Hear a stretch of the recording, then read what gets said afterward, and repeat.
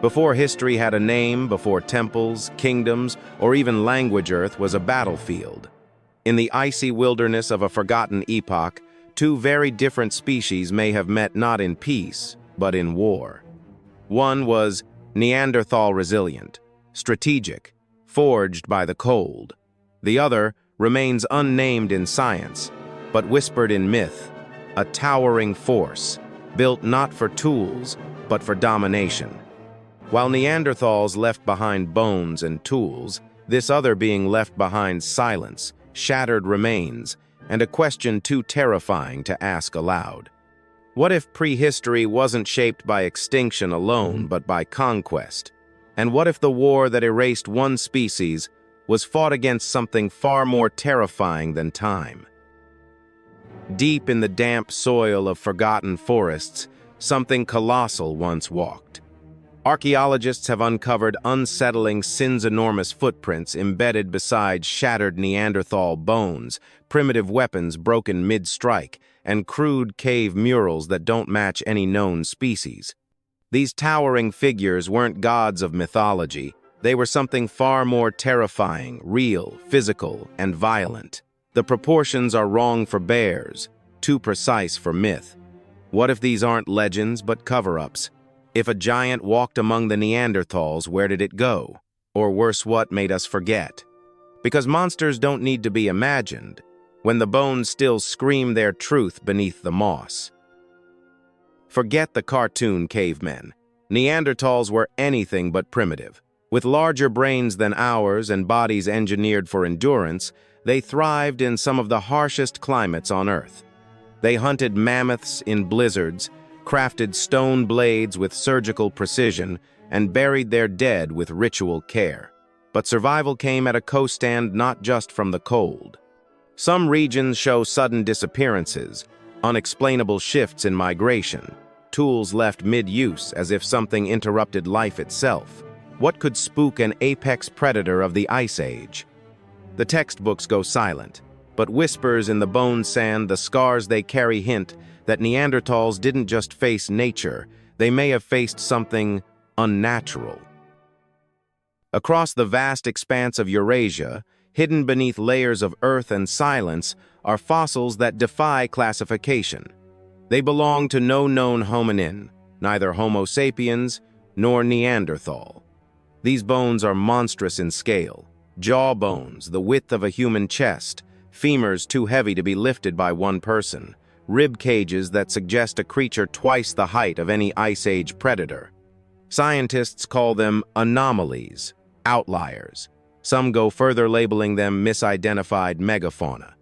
But deep in cave systems untouched for tens of thousands of years, these remains whisper a different story of something not yet named or deliberately erased. What species left behind bones this size, and why does no one want to claim them? Across mountains, forests, and tundras, the bones of giants may have crumbled, but their legends remain. In the Basque Hills, tales speak of the gentile forest beings who hurled boulders and vanished when humans arrived. In the Siberian wilderness, elders whisper of hairy colossi who walked like men but hunted like beasts. From Caucasus to Central Asia, these stories echo each other, beings of immense size, dwelling in caves, fearing the light. Scholars dismiss them as folklore. But what if they are distorted memories of a very real terrorone passed down for thousands of years, too monstrous to be remembered clearly? Because when every culture across continents describes the same giant, are they really all just imagining it? In 2002, deep within the mountains of Kandahar, Afghanistan, a U.S. military unit allegedly encountered something that defied all logic. A giant, over 12 feet tall, with blazing red hair, double rows of teeth, and a spear-like weapon made of metal and bone. The story vanished from official reports, buried under denial. But soldiers who claimed to witness it described brutal strength, terrifying speed, and an intelligence behind the eyes. Was it a myth born from trauma, the last gasp of something ancient? The description eerily matches folklore from halfway across the world. If such a creature survived into modern times, even briefly, what else might be hiding in the dark corners of history, waiting to be remembered?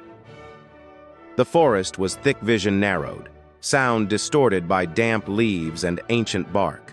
A Neanderthal scout, trained in silence and survival, crept forward and never returned. Then, a thunderous crash. Trees splinter, birds erupt into the air. Something enormous charges from the shadows, its shape unclear, but its intent unmistakable. It's not prey, it's a predator. The Neanderthal hunting party, armed with flint and instinct, turns from hunters to hunted. What emerged from the trees wasn't an animal, nor another tribe.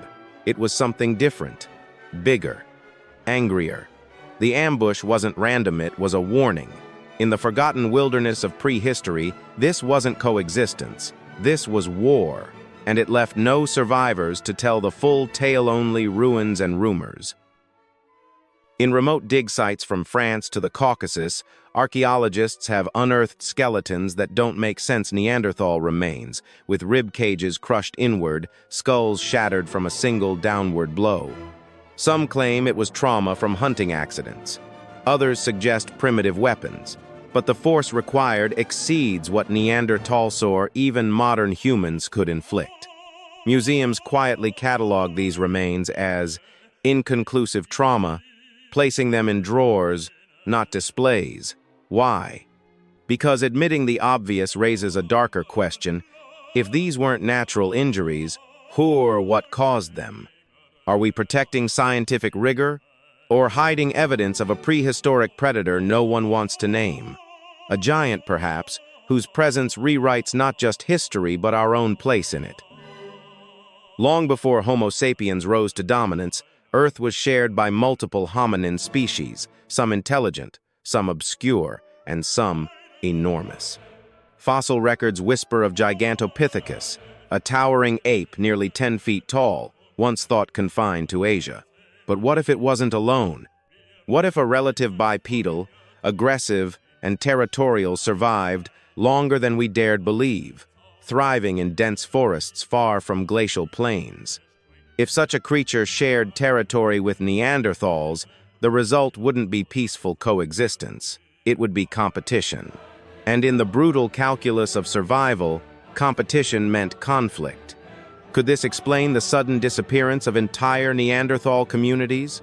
Not climate, not disease, but an ancient war fought in silence and lost without witness. Northern Spain, a remote dig site. A single Neanderthal femur snapped clean in two, the fracture precise, brutal, as if crushed by a force far beyond any fall or stumble. Initial reports called it an accident. But closer analysis revealed something chilling. No surrounding debris, no sign of a fall, just one broken bone and scattered fragments of stone tools nearby. Archaeologists whispered of a struggle-sided, violent, fast. But what kind of predator breaks bones like twigs and leaves, tools untouched? There were no fang marks, no claw gashes, just raw, crushing power. It wasn't a hunt, it was an execution. And the more we examine these accidents, the more they begin to look like ancient crime scenes with no known suspect. We've mapped the genetic code of Neanderthals. We've decoded Denisovans from a single pinky bone. Yet some fossil remains larger, heavier, older refuse to speak. No DNA, no mitochondrial trace. Nothing. Scientists chalk it up to degradation, time, environmental decay. But these bones are often better preserved than others we've sequenced.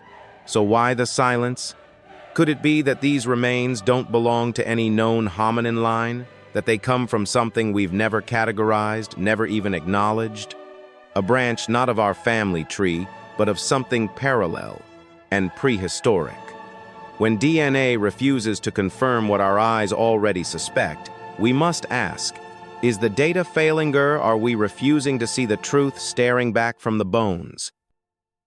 In the frozen veins of Siberia, where time sleeps beneath layers of permafrost, a team of explorers uncovered something that didn't belong Enormous jaw bones, curved and dense, far too large for wolves, far too structured for mammoths.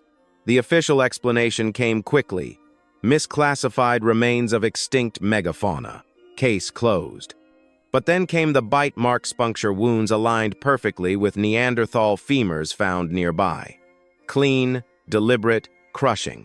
This wasn't scavenging, it was predation. Whatever left those marks had jaws strong enough to break bone and a reason to use them. Why was the discovery hushed? Why were the bones reassigned without full genetic testing? In the silence of Siberia, something once roared, and we've been trying to forget it ever since. If the forest giants truly existed, they weren't just freakishly tall, they were engineered by nature for domination. These were not lumbering oafs. They moved with silent purpose, their massive limbs granting them reach no Neanderthal could counter. In dense forest terrain, speed mattered less than timing, and these creatures knew when to strike. One swing could shatter ribs, one leap could end a life. They didn't build tools or light fires. They didn't need to. Their weapon was their body, calibrated for ambush and violence. Unlike Neanderthals, who used teamwork and tactics, these giants hunted alone and didn't miss. It wasn't intelligence that gave them the edge, it was instinct, power, and the dark advantage of surprise. In their world, fear was survival. Why don't we talk about them? Why aren't the massive bones in textbooks, the legends on museum plaques? Because they disrupt the story we've built off steady evolution, of orderly progress, of one species rising calmly above the rest. These giants don't fit. They fracture the timeline. They introduce chaos, conflict, a hidden chapter of blood and survival we were never meant to inherit. And maybe that's the point. What if their absence from history isn't due to lack of evidence but deliberate omission? Because acknowledging them reopens old fears, ancient wounds. And in the oldest parts of our brain, we know naming a thing gives it power. And if we speak of them too clearly, they might not stay gone. Neanderthals weren't passive victims of extinction. They were fighters, strategic, resilient, brutal when needed. They survived ice, famine, predators. But oddly, in the very regions where ancient legends of giants are strongest, Basque Mountains, Caucasus, deep Siberia, the Neanderthals disappeared the fastest. Entire populations gone. No slow fade, no migration trails, just silence. Could they have lost not to climate, but to something more immediate, a rival species? A predator too intelligent, too savage, too territorial to coexist? One that didn't just kill to eat but to dominate? And perhaps most disturbing of a lone that looked just human enough to disarm, until it was too late. This wasn't just extinction, it may have been extermination. High in the Caucasus Mountains, archaeologists uncovered a cave unlike any other. Inside, layers of Neanderthal tools, fire pits, sharpened stone point signs of a thriving community. But then, nothing. No signs of departure, no bones, no gradual fade. The tools simply stop, as if life was halted in an instant. Nearby, red stains on rock, spears jammed into the ground, and outside the cave, massive depressions in the soil too wide, too deep to match Neanderthal feet. It wasn't abandonment, it was erasure. A final confrontation, swift and one-sided. The cave stands now as a silent tomb echoing with the story no one lived to tell, and in its silence, the giants still loom. Behind locked doors in museum basements lie crates that never reach the exhibit halls. Inside, them bones too massive to classify, too bizarre to explain. Femurs the length of full-grown men. Jawbones that don't match any known species. Insiders, under anonymity, whisper of pressure not to question, not to publish. These anomalies are labeled undocumented megafauna, quietly shelved, quietly forgotten. Why? Because admitting their authenticity would unravel everything. It would force a reckoning with a version of prehistory more violent, more chaotic, more crowded than we've been told.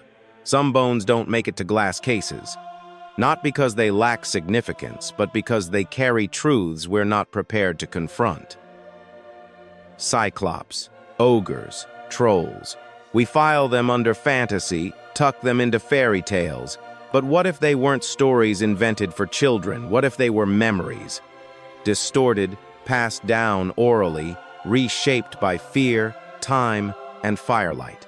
Ancient humans may not have understood what they faced, but they remembered, and they warned. Through carvings, legends, and whispered tales of towering beasts with crushing strength and primal rage. Over time, we turned warnings into metaphors, monsters into metaphysics. But what if we didn't forget because the giants weren't real? What if we forgot because they were? Some memories aren't lost. They're buried deliberately. Because to remember them fully would mean accepting we were once prey, in a world far more dangerous than we want to believe. In pristine labs under sterile lights, scientists splice mammoth DNA into living elephants. We're not imagining resurrection, we're engineering it. Today, it's mammoths. Tomorrow, saber-tooths. But what happens if we stumble across DNA that doesn't match anything in our records fragments from a species we never named, only feared? Would curiosity drive us to recreate it? Could we resist the urge to bring back a legend and prove it was real? But even more chilling, what if the thing we bring back remembers us, not as allies, not as gods, but as rivals? As the threat that once forced it into extinction, resurrection isn't just about science, it's about consequences, and some species don't go quietly the second time. The bones tell part of the story, the myths another. But in the gaps between what we find and what we dare to say lies something far more unsettling. Maybe the real question isn't, did Neanderthals encounter giants? Maybe it's, what happened when they did? One species disappeared, the other lingers in fragments, footprints, and fear. Could it be that we were never meant to remember? That forgetting wasn't an accident but survival? History remembers the victors. Prehistory remembers the survivors. And sometimes, silence is the price of peace. So ask yourself, if something once stalked us through the forests, and we erased it from memory, what happens if it ever comes back? If you want more stories that peel back the layers of time and dig into the dark, unspoken corners of human history, subscribe to Prehistoric Shadows. We don't just tell you what happened. We ask what might have happened.